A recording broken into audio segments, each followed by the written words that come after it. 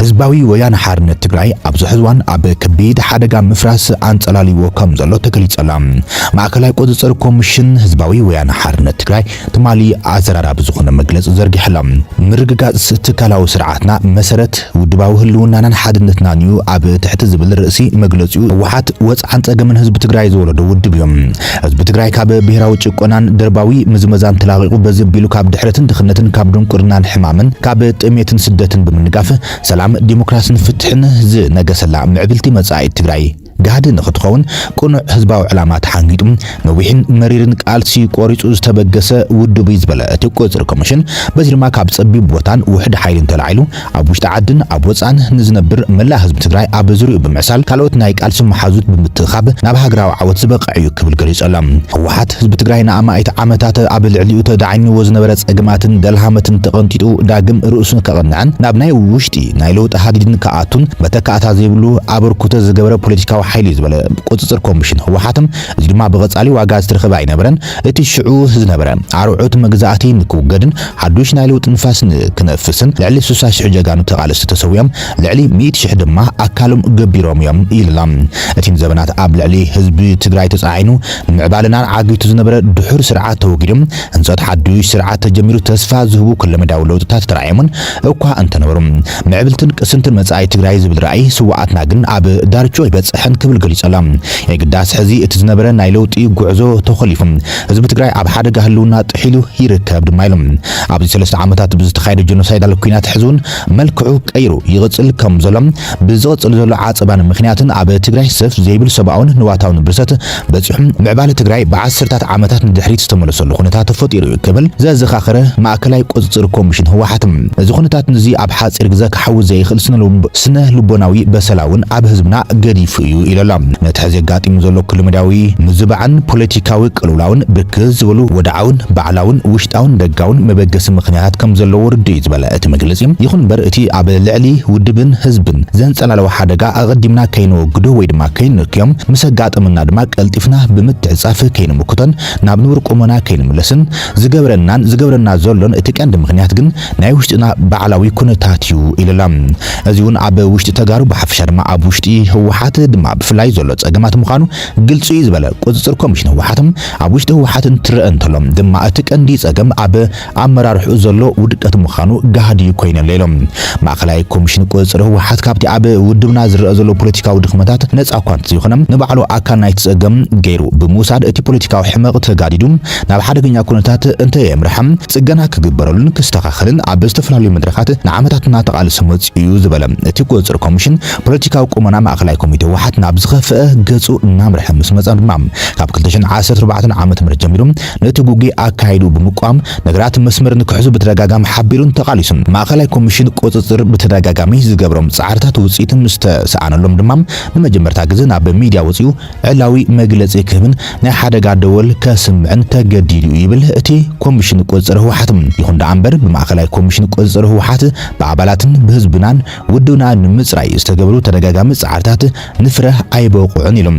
ኣብ ዝቐረበ ዓመታት ውድብና ብዘይተገመተ ፍጥነት ካብ ዝነበሮ ብራኸ ብምንቁልቋል ናብ ሓደጋ ህልውና ዝወረደሉ መሕዘኒ ፍጻመ ወይ ድማ ትራጀዲ ኣጋጢሙሎ ድማ ኢሎም። እቲ ዝሓለፈ ከይኣክል ሕዝውን ካልእ ትራጀዲ ኣብ ልዕሊኡ የንጸላለሎ ዝበለ እቲ ቁጽጽር ኮሚሽን እቲ ኩነታት ከምዚ እንዳሃለወ ግን እቲ ብጠንካራ ፖለቲካዊ ብቕዓቱ ብህዝባዊ ተጋዳላይነቱ ስሙር ሓድነቱን ኣመራርሑን ዓለም ከይተረፈ ዘድንቆ ዝነበረ መሪሕነት ህወሓትን ብኸይዲ እናተዳኸመ መጺኡ ሎሚ ከም ኣካል ናይ ምምራሕ ብቕዓቱ ለሚሱ ሓድነትን ምትእምማን ሓሪምዎም እንክሊልን ዕኒንን እናበለ ይርከብ ኢለሎ ቁጽጽር ኮሚሽን ህወሓት። ዝርዝር ፖለቲካዊ ድኽመታት ማእከላይ ኮሚቴ ኣብ ዝግበር ስሩዕ ገምጋም ክርአ ዘሎ ኮይኑ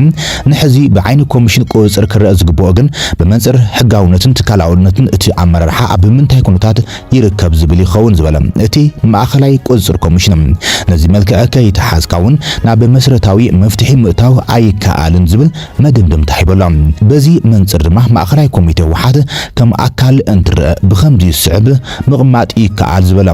ማዕከላዊ ኮሚቴ ህወሓት ኣብ መተሓደሪ ደንብና ዝተቐመጡ ገዛእቲ ኣሰራርሓታት ብምጥሓስ ኢደ ወነናውነት ስርዓት ኣልቦነት ክነግስ ገይረሎም ክብል ማዕከላዊ ኮሚሽን ቁፅሪ ህወሓት ከሲሰሎም እቲ በቀዳምነት ዘቐመጦ ልዕልነት ኣብዝሓ ዝኽተል ኣሰራርሓ ውድብ ካብ እዋን ናብ እዋን እናተዳኸመ መፅዮም ውልቀ ሰባት ብውሳነ ኣብዝሓን ብዲሞክራሲያዊ ጥርናፈ ዘይግዝሎም ተርእዮ እናስፍሐ ይኸይድ ከም ዘሎን ፖሊት ቢሮ ልዕሊ ማዕከላዊ ኮሚቴ ኮይኑ ዝረኣየሉ ማዕከላዊ ኮሚቴ ድማ ተጸባይ ፖሊት ቢሮ ዝኾነሉ ኩነታት ተፈጢሩሉ ኢሎም ማዕከላዊ ኮሚቴ ብወገኑ ልዕሊ ኣባላት ውድብ ኮይኑ ይረአ ማዕከላዊ ኮሚቴ ብመተሓዳደሪ ደንቢ ህወሓት ዝተዋሃቦ ስልጣንን ሓላፍነትን ዘንጊዑ ፖሊት ቢሮ እንትሕመስ ተለኪሙ ዝሕመስ ኣካል ምዃኑ ብግልፂ ተረኣዩ ድማ ይብል ኣባላት ውድብ ሰፊሕ ቅሬታ እናሃሎም ሓበሬታ ይወሃበና እናበሉ እንዳሃሎም ድምፅና ክነስምዕን መፍትሒ ክነቕርብን መድረኽ ይዳለወልና ኢሎም እናሓተቱ ወዘተም ነዚ ብጸጋ ዘይምትንጋድን ብዝተፈላለዩ ኣገባባት ረጊጽካ ምሕላፍን ይረኣዩ ዘሎ ኢለሎ እቲ ቁፅሪ ኮሚሽን እቲ ብኻልኣይ ደረጃ ዘቐመጡ ድማ ዝካየዱ ገምጋማትን ምንቕቓፋትን ነስዒቦም ዝውሰዱ ስጉምታትን ብጉጅላዊ ኔትወርክ ዝተሓዙ ብምዃኖም ብርክት ዝበሉ ካድረታት ኣባላት ናይዚ ጉዳይ ኮይኖም እዮም ኢሎም ውድባዊ ጉባኤ ካብ መተሓደሪ ደንቢ ዘቐመጦ ግዜ ገደብ ወጻኢ ብኢደ ዋንነት ውሳነ ማዕከላዊ ኮሚቴ ክነዋሕ ተገይሩ እዩ ዝበለ እቲ ቁፅሪ ኮሚሽን ማዕከላዊ ኮሚሽን ቁፅሪ ንውድባዊ ጉባኤ ኣመልኪቶም ዘቕረቦም ሕቶታትን መፍትሒ ሓሳባትን በቲ ኣመራርሓ ተቐባልነት ሲኖም እዮም ድማ ኢሎም ማዕከላዊ ኮሚሽን ቁፅሪ ኣብ ውድብና ዝረኣዩ ዘለው ጸገማት ተደጋገምቲ ውድቀት መሪሕነትን እዚኦም ዘስዕቦ ዘሎም ዓሚቕ ፖለቲካዊ ቅልውላውን ብናይ ሓፋሽ ኣባላት ዋዕላ መፍትሒ ኣንፈት ክቕመጠሉ ዘቕረበ ጻውዒቱን ብማዕከላዊ ኮሚቴ ተቐባልነት ኣይረኸብን ብምባል እውን ቅሬትኡ ገሊጸላ እቲ ኩነታት ከምዚ እንዳሃለወ ኣብዚ ሕዚ እዋን ማዕከላዊ ኮሚቴ ህወሓት ኣብ ኣኼባ ይርከብም ኣብቲ ኣኼባ ካብ ማዕከላዊ ኮሚቴ ወጻኢ ካልኦት ኣካላት እውን ይሳተፉ ከም ዘለው ሰሚዕና ንርኢ እውን ኣለና ዝበለ ማዕከላዊ ቁፅሪ ኮሚሽን ህወሓት ክሳብ ሕዚ ነቲ ኣኼባ ዝፀውዕ ምዃኑ ዘፍለጠን ሕላዊ መግለፂ ዝሃበን ግዝያዊ ምምሕዳር ትግራይ ጥራይ እዩ ዝበለ እቲ ቁፅሪ ኮሚሽን ኣብ ከይዲ እቲ ኣኼባ ማዕከላዊ ኮሚሽን ቁፅሪ ህወሓት ንክሳተፍ ዕላዊ ብዘይኮነ መንገዲ ተነጊርዎ ነይሩ ማዕከላዊ ኮሚሽን ቁፅሪ ግን ግልፂ ኣብ ዘይኮነሉ መድረክ ክሳተፍ ኣይመረፀን የግዳስ ናይ ኣኼባ ዕላማን ኣካይዳን ብዝምልከት መብርሂ ንክወሃቦን ማዕከላዊ ኮሚቴ ሓቲቱ ግብረ መልሲ እውን ተዋሂብዎ ኢለሎም ካብዚ ዝተዋሃበና ምላሽ ብሓፈሻ ድማ ምርዳእ ከም ዝኽኣልና ይብል ማዕከላዊ ቁፅሪ ኮሚሽን ህወሓት እዚ ኣብ ቀረባ መዓልታት ዝተገብረ ገምጋም እቲ ዝለመድናዮ ዓይነት ኮይኖም ነቲ ብተደጋጋሚ ኣብ ፖለቲካዊ ቅልውላው ሓደጋን ዝኣቱ ዘሎ ውድብ ዝፀውዑ ኣጠቓላሊ ጉዕዙ ፈትሹ ብዘይዳግም መንገዲ ንምፅራይ ዘይኽእል ምዃኑ እዩ ይብል ናብ ዝርዝር ጉዳያት እንታይ ኣተና ድማ ይብል እቲ ዝተዋሃበ ምላሽ ነቲ ኣካይዳ ብመንፅር መተሓደሪ ደንቢ ህወሓት ሪኦም ነቲ ጉጉይ ኣካይዱ ዝእርም ሓሳቡን የብሉን ዝበለ እቲ ቁፅሪ ኮሚሽን እዚ ክንገብር ኢና ከምዚ ክንደግም ኢና ዝብሉ ሓውሲ መፅባዓታት እውን ዘለዎ እዩ ድማ ይብል ኣብ ሕሉፍ እዋናትን ማዕከላዊ ኮሚሽን ቁፅሪ ይኹን ኣባላት ውድብ ብሓፈሻ ድማ ዝሃቡ ብተደጋጋሚ መፅባዓ ዘይኽበረ መሪሕነት ሕዚ ከመይ ጌርካ ይክእመን ዝኽእል ፈረንጂ ከም ዝበለ ነገር እንትገጥሞም ሓደ ግዜ እንተዕሽኻኒ በኣኻ ይሓፍር ክልተ ግዜ እንተዕሽኻኒ ግን ብበዓለ ይሓፍር ይብሎም ንሕና እውን እዚ ጉዳይ ብፍሉይ ጥንቃቐ እንሪኦ ኮይነሎ ይብል ድማ እቲ ኣኼባ መዓዝ ክዛዘም እንታይ ውፅኢት እዩ ክህልዎ ዝብል ሕቶም ይትረፍ ንዓናስ ነቲ ዘካየዱ ዘሎ ኣካል እውን ንጹር መልሲ ዘለዎ ኣይኮነን ዝበለ ቁፅሪ ኮሚሽን ህወሓት ስለዝኾነ ድማ ኣብዚ ተኣፋፊ ፖለቲካዊ ኩነታት ሱቕ ኢልካ ምፅባይ ኣዝዩ ሓደገኛ ውፅኢት እዩ ዘሎ ክብል ኣጠንቂቖላ ውድብ ህወሓት ናይ ባዕሉ ምንቅስቓስ ዝግምግመሉን ዝነቓቐፈሉን ንጹር ስርዓት ዘለዎ እዩ ዝበለ ቁፅሪ ኮሚሽን ሎሚ እዚ ተገዲፉ መሪሕነት ውድብና ባዕሉ ተኣኪቡ ጸገማቱ ምፍታሕ ተሳይንዎ ኣብ ኢድ ገልገልቲ ወይ ድማ መሸማገልቲ ካብ ዝወድቕ ጸኒሕሎ ኢሎም ኣብ ናይ መንግስቲ መድረኽ ኣባላት ውድብ ዘይኮኑን ኣባላት ውድብ ኮይኖም እውን ኣካልቲ ምንቅቓፍ ዘይኮኑን ኣብ ዘለዎ ብምኽንያት ዘጋጠመና ወራር ኣብ ኢድ ጸላኢ ወዲቖም ዝነበሩ ኣመራርሓም ገሊኦም ተገዲፎም ገሊኦም ኣብ ሳተፍሉ ግልጽነት ዘይብሉ መድረኽ ውድባዊ ገምጋም ምንቅቓፍ ማዕከላዊ ኮሚቴ ይካየድ ከም ዘሎ ተረዲና ኣለና ኢሎም ማዕከላዊ ኮሚቴ ኣብ መንጎም ስኒትን ምትእማን ከም ዘይሉ ብውሽጢ እናፈለጠም ግደፉንዶ ናብ ሓፋሽ ኣባል ውረድሞ እቲ ጉዳይ መፍትሒ ግብሩሉ እንተተባሃለውን ኣይፋል ብዝብል ሕቅቕ ኢሉ ንጸገማቱ የተሓምማሉ ክብል እውን ነቲ ውድብ እውን ከሲሰላም ብሓፈሻ ማዕከላዊ ኮሚቴ ህወሓት ብተደጋጋሚ ተኣኪቡም እንተገምገመን መፅባዓታት እንተደርደረን እውን ዕላማታት ኣሰራርሓታትን ውድብና መሰረት ገይሩ ክጓዓዝን ነቶም መሰረታዊ ጸገማት ክፈትሕ ዝኽእሉ ፖለቲካዊ ሞራላዊ ስብእና ካብ ዝኾነ እዋን ላዕሊ ግልጽ ኮይኑ ይረአሎ ኢሎም በዚ ምኽንያት ድማ ውድብና ናብ ዝገረደ መንቀራቕሮ ኣትዩን ናብ ድርኩኺት ምፍራስ ተጸጊዑን ይርከብ ኢሎም ማዕከላዊ ኮሚሽን ቁፅሪ ህወሓት ስለዝኾነ ማዕከላዊ ኮሚሽን ቁፅሪ ህወሓት ውድብና ብስንኪ መሪሕነቱ ኩሎም ዓሙታት እናለመሱ ናብ ኣዝዩ ዝኸፍአ ሓደጋ ምብትታን እንተምርሕም ብጋዲ እናረኣየን ነዚ ጥሉል ተስፋ ዘይብሉ ኣካይዳ መሪሕነት ሱቕ ኢሉ ክዕዘብ ኣይኽእልን ኣይግባእን ክብል ገሊጸላ ካብዚ ሓደጋዚ ንውድብ ከውጽዩ ዝብሉ መማለጺ ከቕርብን ናይ መወዳእታ መርገጺ ክወስድን ይግደድ ክብል ድማ መርገጺታቱ ዕላው ገይረላ ብሽም ውድብ ዝተፈረመ ውዕሊ ፕሪቶሪያ አንፎቱ እናጽሓተ በምህላውን ሕጋዊ ፍልጦ ህወሓት ብሽርሒ መረጻ ቦርድ ኢትዮጵያ ዕልባት ብዘይ ምርካቡን ነስዒቡ ኣብ ውድብናን ህዝብናን ዝበጽሕ ዘሎን ክበጽሕ ዝኽእልን ሓደጋም ብምስተውዓል ከምውን እቲ ጸንሐ ዕጽዋን ክባን መሊኡ ከይተፈትሐ ብተደራራቢ ዝኸፍአ ሓደጋ ጥሜትን ሞትን ኣብ ልዕሊ ህዝብና ኣጋጢሙ በምህላውን ውድብና ድማ ካብ ዕንክሊል ወፂኡ ኣብዚ ሙሉእ ዓቕሙ ክረባረብ ከም ዘሎ ብምእማን ለም ኣብ ውሽጢ ማእኸላይ ኮሚቴ እናገነነት ዝመጽእ ዘሎ ኢደወነናውነት ስርዓት ኣልቦነት ቀልጢፉ መስመር እንተዘይሒዙም ከስዕቦ ዝኽእል ዝኸፍአ መዘዝ ኣብ ግምት ብምእታም ኣብ 2012 ዓመት ምረት ብህጹጽ ውድባዊ ጉባኤ ዝጸደቐ መተሓደር ደንቢ ህወሓት ብምውካስ ኣብ ዓንቀጽ 6 ንኡስ ዓንቀጽ 1 መም ንኡስ ዓንቀጽ 2 ሰም ንኡስ ዓንቀጽ 7 ንኡስ ዓንቀጽ 1 ርእሰ ዓንቀጽ 8 ዓንቀጽ 9 ንኡስ ዓንቀጽ 10 16 ዓንቀጽ 12 ዓንቀጽ 13 ንኡስ ዓንቀጽ ለ ዓንቀጽ 17 ንኡስ ዓንቀጽ 1 ማለት እውን ከምውን ንኡስ ዓንቀጽ 2 3 ለም ዓንቀጽ 19 ንኡስ ዓንቀጽ 5 ሸቀም ዝተቀመጡ ሓሳባት ብምጥማር ዘመላኽትዎ መንፈስ ብምርዳም ብድምር ነዞም ኣብ ላዕሊ ዝተጠቕሱ መበገሲታት መሰረት ብምግባር ማእኸላይ ኮሚሽን ቁጽሪ ህወሓት ነስዕብ መፍትሒ ሓሳብ ኣቐሚጠሎ ኢለላ እቲ ሓደ ቅድሚ ኩሉን ልዕሊ ኩሉን ናይ ቀዳምነት ክወሃቦ ዘሎ ነቲ ብኢደወነን ክኸይድ ዝፍትን ዘሎ ማእኸላይ ኮሚቴ ብስርዓትን ትካላውነትን ክኸይድ ምግባር ይኸውን ከም ኣያና ነጋድራስ ገብረ ህይወት ባይከዳኝ ካብ ስርዓት ዘይብላ ዓባይ ሃገር ስርዓት ዘለዋ ንእሽተይ ከተማ ቁም ነገር ትሰርሕ ዝበልዋ ካብ ስርዓት ዝሓረሞ ገዚፍ ውድብ ስርዓት ዘለዎ ኣሃዱ ውጽኢት ከተምጽእ ፍሉጥ እዩ ዝበለ እቲ ኮሚሽን ስለዚ ናብ ስርዓት ብምእታው መማረጽ ዘይብሉ ጉዳይ መተሓብር ደንቢ ህወሓት ዝቕይር እንተልይዎን መተሓዳደሪ ደንቢ ህወሓት ዝቕይር እንተልይዎን ክሳብ ውድባዊ ጉባኤ ዝመሓሽ በአካላት ኣመራርሓን በአባላትን ሙሉእ ብሙሉእ ክኽበር ይግባእ ይብል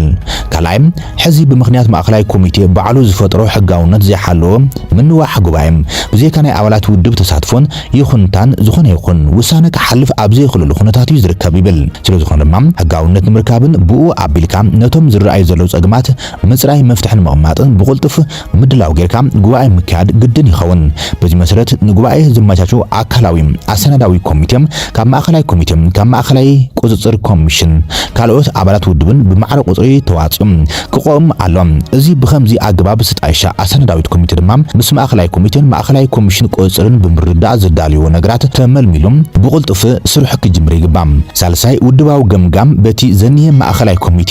ተሰፊዩ ንዑ ብዝጥዕም ኣገባብ ዝቐርብ እንተይኮነስ ንዕላማታትን መትከላትን ውድብ መሰረት ገይሩም ዝርኢም ኣጠቃላሊ ጉዕዞ ዝፍትሽን ነቲ ፖለቲካዊ ሕማም ብዘይዳግም ኣገባብ ንምፍዋስ ዘኽእል ክኸውን ኣሎም በዚ መሰረት ድማ ውድብ ለኸ ገምጋምን ጽሬትን ኣሰናዳዊት ኮሚቴን እናማእኸሎ እናተሓብረን ክካየድ ኣለዎም ውጽኢት ድማ ናብ ጉባኤ ቀሪቡ ይዝትሎም ራብዓይ ናብ ጉባኤ ዝቐርበሉ ሰነዳት ካብ ማእኸላይ ኮሚቴ ማእኸላይ ኮሚሽን ቁጽጽርን ብዝተዋሃቦም ዕማም መሰረት ዝዳለዉ ኮይኖም መማረጽ ሓሳብ ኣለና ዝብሉ ኣባላት እውን ዕድል ክረኽብሎም ናብ ጉባኤ ዝቐርቡ ኣገደስቲ ሰነዳት ቅድሚና ብጉባኤ ምቕራቦም ኩሉ ኣባል ተማያይጡ ርእይቱ ክዕርፈሎም ይግባም እዚ ከምዚ ዝበለ ኣካይዳ ድማ እቲ ሓፋሽ ኣባል ናብ ጉባኤ ህወሓት ናብ ጉባኤ ዝወክሎም ኣባላት ምሕራይ እውን ዝሕግዙ እዮም ሓምሻይ ነገራት ስርዓት ዝሕዙ ኣብ ሕልፍ ዝተፈጸሙ ጥሕስታት ናብ ንቡር ብምምላስ እውን እዮም ብሽም መኸተ እናተመኻንዮም ካብ መተሓደር ደንቢ ህወሓት ውጻእ ብማእኸላይ ኮሚቴ ዝወጹ መምርሕታትን ነዚኦም መበገሲ ብምግባር ብቤት ጽሕፈት ህወሓትን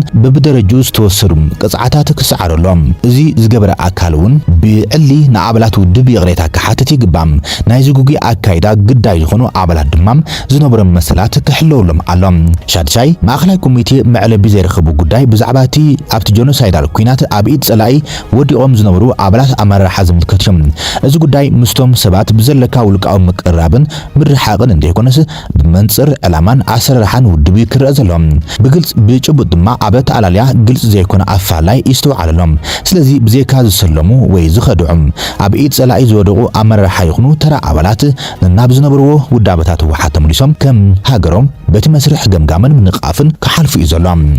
ሻብዓይ ምስ ምድላው ጉባኤ ጎና ጎኒ ብውዕሊ ፕሪቶሪያ መሰረት ፖለቲካዊ ልዝብ ክጅመር ሕጋዊ ኣፍልጦ ህወሓት መዕለበ ክረክብን ፍሉይ ትኹረት ተዋሂቡ ክስርሐሎም እቲ ስራሕ ፍሉጥ በዓል ዋናን ተሓታትነትን ሃልይዎም በብእዋኑ ክትትል ዝግበረሉ ክኸውን ይግባእ ስለዚ ማእኸላይ ኮሚቴ ህወሓት ናብ ትካላዊ ስርዓት ውድብ ቀልጢፉ ብምምላስ ነዞም ልዕል ኢሎም ዝተቐመጡ መፍትሒ ሓሳባት መሰረት ገይሮም ናብ ተግባራዊ ምንቅስቓስ ንክኣቱ ማእኸላይ ኮሚሽን ቁፅፅር ብጥብቅም ይጽዋዕ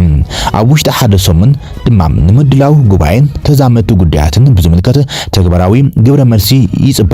እዚ ክኸውን ተዘይክእል ግና ማእኸላይ ኮሚሽን ቁፅፅር ምስ ኣባላት ውድብ ተዛትዮም መማረጽ መንገዲ ክቐምጥ ዝግደድ ምዃኑ ከፍልጥ ይደሊ ክብል መግለጺኡ ኣመላኺቱላ ዝኸበርኩም ኣባላት ህወሓት ብምባል ድማ